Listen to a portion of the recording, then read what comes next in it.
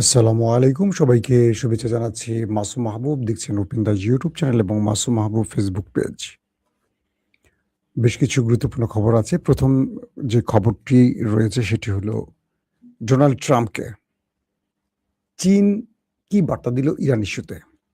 পাশাপাশি যখন Donald Trump চীনে আছেন, ঠিক সেই সময়টি ইরানের পররাষ্ট্রমন্ত্রী আব্বাস আরাগচি ভারত সফরে আছেন। অন্যদিকে গুরুত্বপূর্ণ খবর হলো লেবাননের হিজবুল বাহিনী আমাদের নেতাকাকুর বাহিনীকে খুঁজে, খুঁজে মারছে এখন। যেখানে পাচ্ছে সেখানেই মোটামুটি ধোলাই চালাচ্ছে। অনেকে হতাহতের খবর পাওয়া গেছে। ৩ নাম্বার, ওমান সাগরে ভারতের জাহাজ এবার আক্রান্ত হয়েছে এবং শোনা গেছে সেটি ডুবে গেছে। পাশাপাশি সৌদি আরব ইরানের শরণাপন্ন হচ্ছে। সৌদি আরব এখন ইরানকে বলছে, "আসো আমরা একটা চুক্তি করি।" কি সেই চুক্তি? পাশাপাশি পাকিস্তান ক্রুজ মিসাইল পরীক্ষা চালালো আর তুরস্ক ৫০টি ছোট বোট গাজায় সাহায্যের জন্য পাঠালো। তুরস্কের গেম প্ল্যান কি? চলুন আমরা আরো বেশ কিছু খবর আপনাদের জানাবো। ১ম যে খবরটি দিয়ে শুরু করতে চাই পাকিস্তান। পাকিস্তান নতুন আরেকটি ক্রুজ মিসাইল পরীক্ষা চালালো, যেটা শত্রুকে মোবাইল লঞ্চারের মতো পজিশন থেকে হিট করতে পারবে, নিচু লেভেল থেকে উপরে, উপর থেকে নিচে বিভিন্ন ফরম্যাটে সহজে অ্যাটাক করতে পারবে। সেইভাবে তৈরি করা হয়েছে। বলা হচ্ছে ফাত্তা-4 সেই ক্রুজ মিসাইলটির নাম, যার মানে লংজিভিটি বা আমরা যেটাকে দূরত্ব বলতে পারি, আক্রমণের দূরত্ব হলো ৭৫০ থেকে ১০৫০। অর্থাৎ পাকিস্তান অনায়াসে তার শত্রু রাষ্ট্রটির যেকোনো স্থানে এই ক্রুজ মিসাইলটিকে পৌঁছে দিতে পারবে অ্যাটাকের সময়, এবং এটা ৪৫০ থেকে ৫০০ মতো বিস্ফোরক বহন করতে পারবে। আজকে পাকিস্তান এটিকে লঞ্চ করেছে এবং এই ক্রুজ মিসাইলের অনেকগুলো ফরম্যাট নিয়ে আলোচনা করা যায়। আমরা আজকে এটা যেহেতু আমাদের প্রধান বিষয় নয়, শুধু এইটুকু জানালাম যে পাকিস্তান ভারতের পরপর এবার নিজেরা নিজেদের শক্তি দেখালো। দ্বিতীয় গুরুত্বপূর্ণ খবর, তুরস্ক প্রায় ৫০টির অধিক ছোট বোট তারা গাজার উদ্দেশ্যে পাঠালো, যেগুলো স্পেনের বার্সেলোনা থেকে আসা ফ্রিডম ফ্লোটিলা এগুলোর সাথে যুক্ত হবে এবং এগুলো গাজার সাহায্য পাঠাবার কাজে ব্যবহার করা হচ্ছে তুরস্কের পক্ষ থেকে। পাশাপাশি ইসরায়েল কিছু বিষয়ে টেনশনে আছে তুরস্ককে নিয়ে। তারা তাদের কিছু গণমাধ্যম আজকেও দেখলাম, গত কয়েকদিন আগেও দেখলাম যে ইসরায়েলের বেশ কিছু গণমাধ্যম প্রকাশ করেছে তুরস্ক ইসরায়েলের বিরুদ্ধে বড় পরিকল্পনা নিয়ে কাজ শুরু করেছে। একটি প্রতিবেদনে এরকম বলা হয়েছে যে তুরস্ক ইসরায়েলের চারপাশে তাদের ঘাঁটি তৈরি করছে। ঘাঁটি বলতে কি বোঝা যায়? যেমন আমেরিকা রাশিয়াকে টেক্কা দিতে বা টক্কর দিতে পুরো ইউরোপে তার ঘাঁটি আছে। পৃথিবীর ৮০টি দেশে ৮০০টি মার্কিন সেনাদের ঘাঁটি রয়েছে এবং এবার ইরান কেবল গালফ কান্ট্রির ১৬টি মার্কিন বেজ ধ্বংস করেছে, সামরিক ঘাঁটি ধ্বংস করেছে ইরান গালফ কান্ট্রিতে। তো তুরস্ক ইসরায়েলের প্রতিবেশী দেশগুলোতে তার অবস্থান পাকাপোক্ত করছে।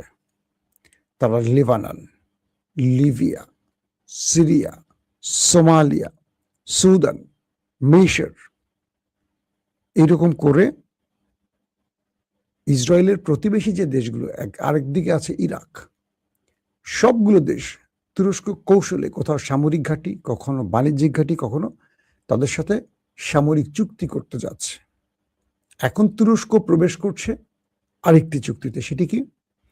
পাকিস্তান সৌদি আরবের যে সামরিক চুক্তিটি আছে এবং এক রাষ্ট্র আরেক রাষ্ট্র আক্রান্তের বিষয়ে যে চুক্তিটি করেছে, যে একজন আক্রান্ত মানে অপরজন আক্রান্ত, তো সেই চুক্তিটির মধ্যে এবার তুরস্ক এবং কাতার প্রবেশ করতে যাচ্ছে, যেটা আমি গত ২ দিনে আপনাদের একাধিকবার এই খবরটি দিয়েছি। তো বলা হচ্ছে যে তুরস্ক এই সময়টিতে এসে একটা অসাধারণ খেলা খেলছে। একদিকে আরবদের মধ্যে মিশে যাচ্ছে এবং আরবদের বোঝাচ্ছে যে তোমাদেরকে আধুনিক প্রযুক্তি আমরা দেব, তোমাদেরকে আমরা আর দখল করব না, বা তোমাদের মধ্যে আমরা পূর্বের ওসমানী সালতানাত প্রতিষ্ঠায় কাজ করছি না, তোমরা শুধু নিয়ম মেনে চলো, অ্যাটলিস্ট সৌদি তুরস্কের ভাই হয়ে থাকো, কাতার তুমি আমার ভাই হয়ে থাকো। তোমাকে শোষণ করার চেয়ে তুমি যদি নিজেই একটা সুন্দর শাসন ব্যবস্থা তৈরি করো বা মুসলিম উম্মার কাজে লাগো, সেটা আমাদের জন্য শ্রেষ্ঠ হবে। তো তুরস্ক এই মেসেজগুলো পৌঁছতে পারছে বলেই ভিতরে মানে আরবদের সাথে একটা ভালো যোগাযোগ তৈরি হচ্ছে, সম্পর্ক হচ্ছে। যে তুরস্কের সাথে মিশরের সম্পর্ক খুব খারাপ হয়ে গিয়েছিল ব্রাদারহুডের মুসলিম ব্রাদারহুডের মোহাম্মদ মুরসিকে সরাবার কারণে, সেই তুরস্ক মিশরের সাথে গাজা ইস্যুতে বা ইসরায়েলের উপর চাপ তৈরিতে ভালো সম্পর্ক সৃষ্টি করছে। আবদেল ফাত্তা আল সিসির সাথে এখন এরদোয়ান চেষ্টা করছেন ভালো সম্পর্ক তৈরি করতে, কারণ একদিকে গাজাকে রক্ষা করতে হবে তুরস্ককে, অন্যদিকে ইসরায়েলের উপর চাপ তৈরি করতে হলে ইসরায়েলের প্রতিবেশী দেশ মিশরের সাথে সম্পর্ক সৃষ্টি করতে হবে। তো এই বিষয়গুলোকে নেগেটিভ অর্থে দেখছে ইসরায়েল, এবং এগুলি ইসরায়েল বলছে যে তুরস্কের উদ্দেশ্য কি, যে আমার চারপাশে প্রতিটা দেশে, যেমন সিরিয়া এখন পুরোটাই ইসরায়েলের তুরস্কের কবজায়, পৃথিবীর সবগুলো দেশ সিরিয়াতে ছিল, অর্থাৎ পরাশক্তিগুলো রাশিয়া, ইরান, আমেরিকা, ইসরায়েল সবাই ছিল, আরব আমিরাত, সবাইকে পিটিয়ে সরিয়ে একক তুরস্ক জোলানি বাহিনীর পক্ষে দাঁড়িয়ে তাদের বিজয় এনে দিয়েছে। এখন যদি বলা যায় পুরো সিরিয়া হলো তুরস্কের কন্ট্রোলে, তুরস্ক যা চাইবে সিরিয়া তাই হয় ধরেন। তো সিরিয়া হলো ইসরায়েলের আরেকটি প্রতিবেশী দেশ। লেবানন, যে হিজবুল্লাহ লেবানন, সেই লেবাননের পক্ষেও বেশ ইদানিং ভালো ভালো কথা বলছে তুরস্ক। লেবাননের উপর যে হামলাগুলো হচ্ছে এটারও সমালোচনা করছে, এবং ভেতরে ভেতরে লেবাননের সাথেও তুরস্কের সম্পর্ক ভালো করতে চেষ্টা করে যাচ্ছে, এবং হিজবুল্লাহর সাথেও ভালো করার প্রক্রিয়ায় কাজ করছে হাকান ফিদান, অর্থাৎ তুরস্কের পররাষ্ট্রমন্ত্রী হাকান ফিদান। তো এটিকে নিয়ে আতঙ্কে আছে ইসরায়েল, যে তুরস্ক আসলে কি করতে চাচ্ছে, চারদিকে কেন তার এই বলয় তৈরি করছে আমার বিরুদ্ধে। তৃতীয় গুরুত্বপূর্ণ খবর হলো হরমুজ প্রণালী থেকে ওমান সাগরে পা রাখা ভারতীয় জাহাজ, তার উপর হামলা হয়েছে। কিছু গণমাধ্যম বলছে আক্রান্ত হয়েছে, আর কিছু গণমাধ্যম বলছে আক্রমণের পর ডুবে গেছে। ভারত এটার কঠোর সমালোচনা করেছে। কখন? যখন ভারতে রয়েছে ইরানের পররাষ্ট্রমন্ত্রী আব্বাস আরাকচি। তবে এই হামলাটি কারা করেছে এখন পর্যন্ত কেউ স্বীকার করেনি। তবে আজকে মার্কিন একটি জাহাজ বা মার্কিন স্বার্থ সংশ্লিষ্ট বা মার্কিন মিত্রদের একটি জাহাজ হামলা করে আটক করে নিয়ে গেছে ইরান, এমন একটি খবর পাওয়া গেছে। প্রিয় দর্শক, সৌদি আরব ইরানের সাথে বেশ ভালো সমস্যা জড়িয়েছিল। Even Reuters, Washington Post, CBS news, আরো অনেকগুলো গণমাধ্যম দাবি করেছিল যে শুধু আরব আমিরাত না, সৌদি আরব গোপনে নিজের নাম প্রকাশ না করে গোপনে ইরানে হামলা করেছিল। তো এই বিষয়টি নিয়ে আমি গতকালকে আপনাদের লাইভে বলেছিলাম যে এই বিষয়টি ইরানও জানত। এরপর যেটি হয়েছে যে সৌদি আরব ইরানের সাথে একটা মধ্যস্থতা করে নিয়েছে, যে কারণে ইরান পরবর্তী সৌদি আরবে হামলা কমিয়ে দেয়। এখন শোনা গেছে যে সৌদি আরব পাকিস্তানের মাধ্যমে ইরানকে কিছু বার্তা পাঠিয়েছে। পাশাপাশি সৌদি আরব নিজে, সৌদি পররাষ্ট্রমন্ত্রী এবং ইরানের পররাষ্ট্রমন্ত্রীর মধ্যে একাধিকবার টেলিফোন আলাপ হয়েছে, একে অপরের সাথে যোগাযোগ চলছে। সৌদি আরব ইরানকে বলছে যে আসো আমরা একটা চুক্তি করি। আর সেই চুক্তিটি কি হতে পারে? যে তোমরা আমাদেরকে আক্রমণ করবে না, আমরা তোমাদের আক্রমণ করবো না, আমাদের মধ্যে একটি এমন চুক্তি হবে যে চুক্তিতে আমরা একে অপরের পাশে থাকব, সাহায্য সহযোগিতা থাকবে, সামরিক বিষয়গুলো আমরা আদান প্রদান করব, কিন্তু কেউ কাউকে আমরা অ্যাটাক করব না। এই প্রস্তাবে ইরান খুশি। তবে ইরান একটি প্রশ্ন করেছে সৌদি আরবকে যে আমি তো তোমাকে আক্রমণ করছি না।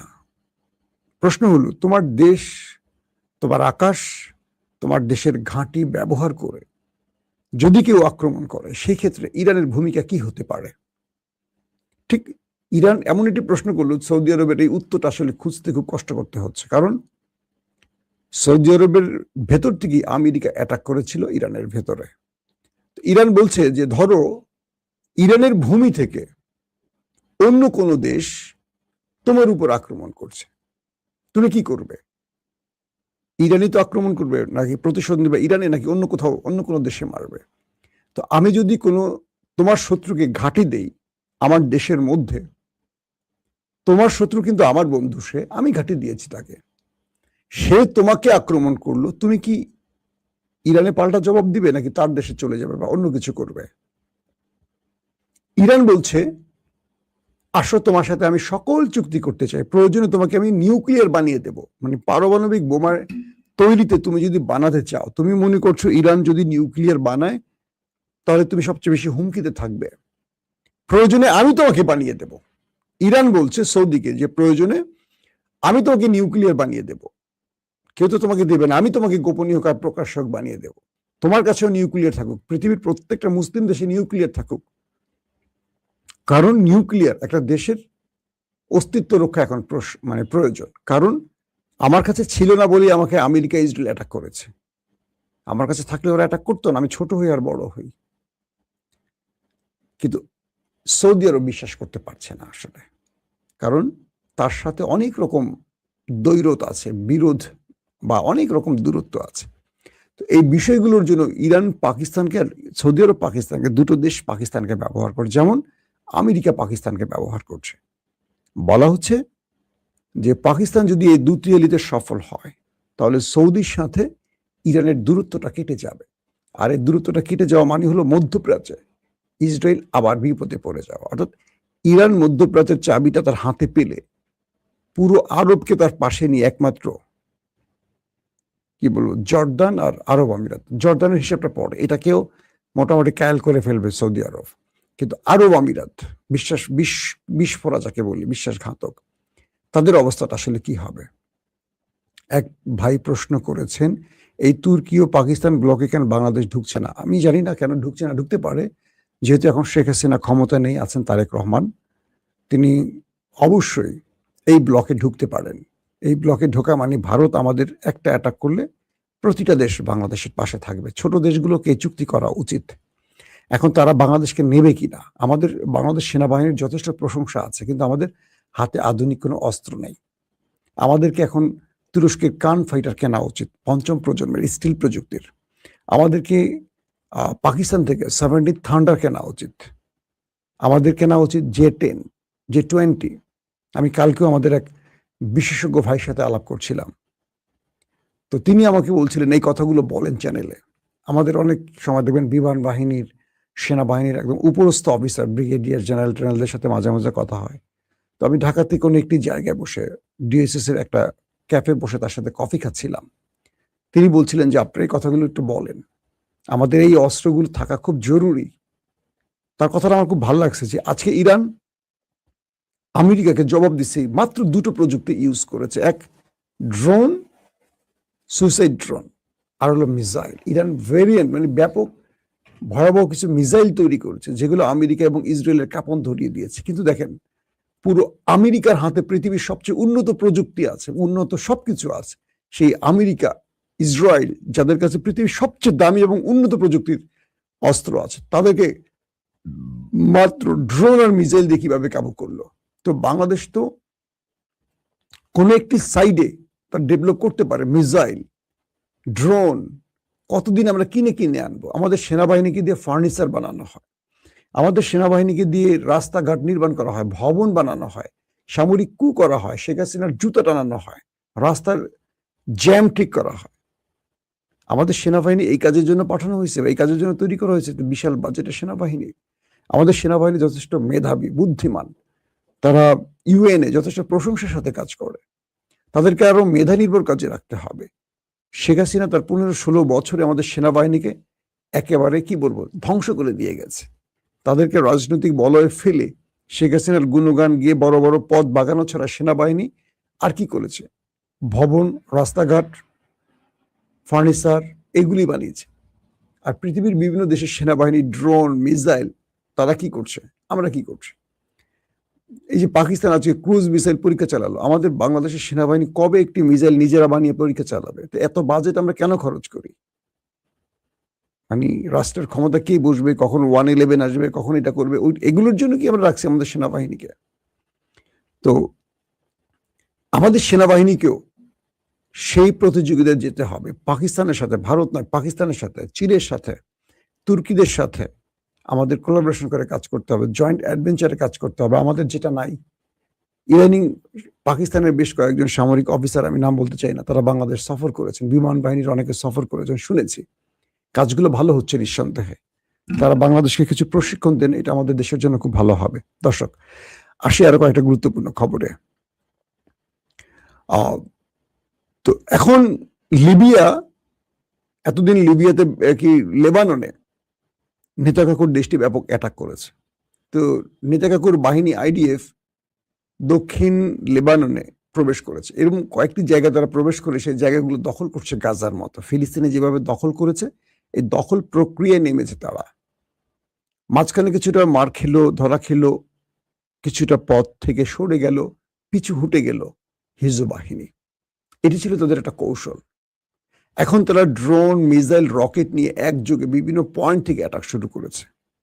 যে জায়গাগুলো দখল করেছে নেতাকাকুর বাহিনীগুলো, সেখানে ড্রোন পাঠিয়ে পাঠিয়ে একটার পর একটা শত্রুকে ওপারে পাঠাচ্ছে কে? আমাদের হিজবুল বাহিনী।